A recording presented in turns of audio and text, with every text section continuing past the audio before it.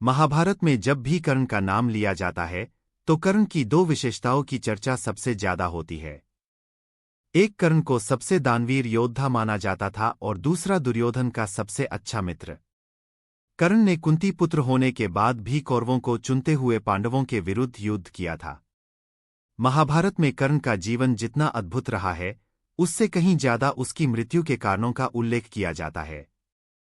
कर्ण से ऐसी 3 गलतियां हो गई थीं जो युद्ध के 17वें दिन उसकी मौत की वजह बनी। आइए जानते हैं वे कौन से 3 शाप थे जो कर्ण की मृत्यु के कारण बने थे।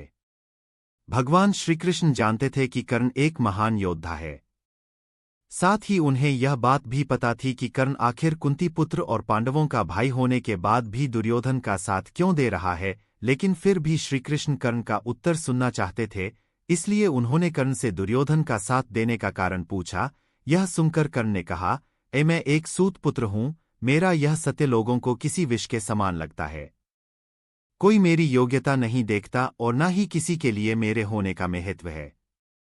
किसी ने मुझे नहीं स्वीकारा, लेकिन दुर्योधन ने मुझे मैं जैसा हूं वैसा ही स्वीकार किया।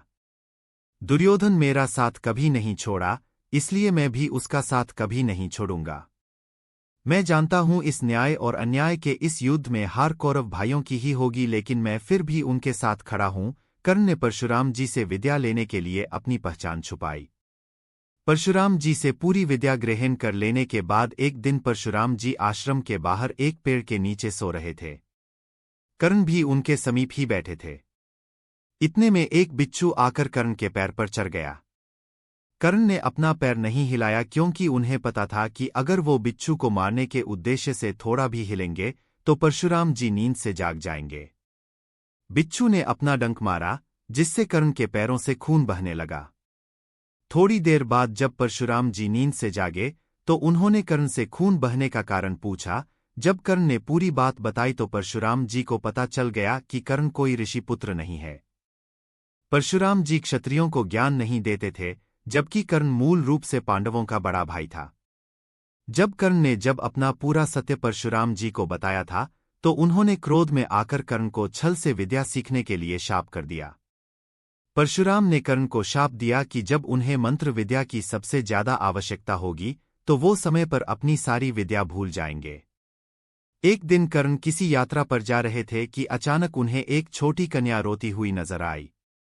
जब कर्ण ने कन्या से रोने का कारण पूछा तो कन्या ने बताया कि वो घर के लिए दूध लेकर जा रही थी, लेकिन ठोकर लगने से पात्र में भरा सारा दूध धरती पर गिर गया।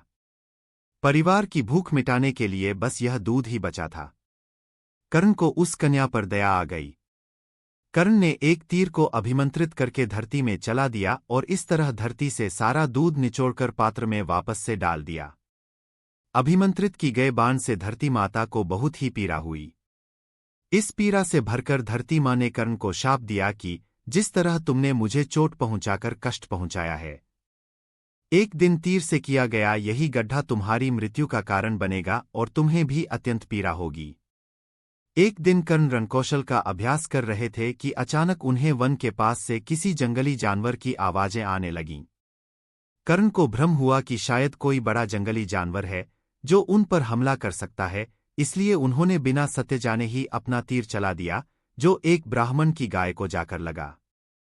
यह देखकर ब्राह्मण बहुत दुखी हुआ और उसने कर्ण को शाप दिया कि जिस तरह तुमने बिना सत्य जाने भ्रम में एक जीव की हत्या की है, एक दिन तुम भी इसी स्थिति का सामना करोगे और मृत्यु तुम्हारे समीप खड़ी होगी। महाभारत युद्ध के 17वें दिन महाभारत का सबसे खतरनाक युद्ध हुआ, जिसने कर्ण की मृत्यु हुई थी। इस भीषण युद्ध में कर्ण और अर्जुन दोनों ही एक दूसरे पर महास्त्र का प्रयोग कर रहे थे कि तभी कर्ण के रथ का पहिया जमीन में धंस गया। यह धरती माँ के शाप का ही प्रभाव था, जो कर्ण का रथ का पहिया उसी गड्ढे में फंस गया जहां कर्ण ने तीर चलाया था। कर्ण बहुत कोशिशों के बाद भी उसे नहीं निकाल पा रहा था। कर्ण अपनी मंत्र विद्या भी भूल गया, जिससे पहिया अटका ही रहा। यह परशुराम के शाप का प्रभाव था। इसके बाद श्रीकृष्ण के कहे अनुसार अर्जुन असहाय कर्ण पर बाण चला दिया। यह उस ब्राह्मण का दिया हुआ शाप था, जिसके प्रभाव से कर्ण कुछ नहीं कर सका। अंत में अर्जुन ने अजनलिकास्त्र को कर्ण की छाती में मारकर कर्ण का वध कर दिया।